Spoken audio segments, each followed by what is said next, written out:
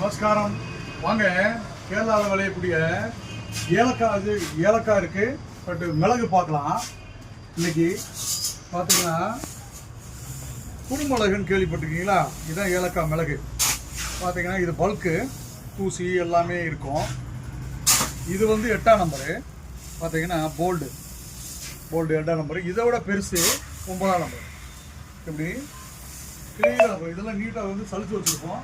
Wholesale and retail 100 கிராம்னாலும் உங்களுக்கு வீடு தேடி அனுப்பிச்சு விட வாங்கிக்கிங்க. வணக்கம், நமஸ்காரம்.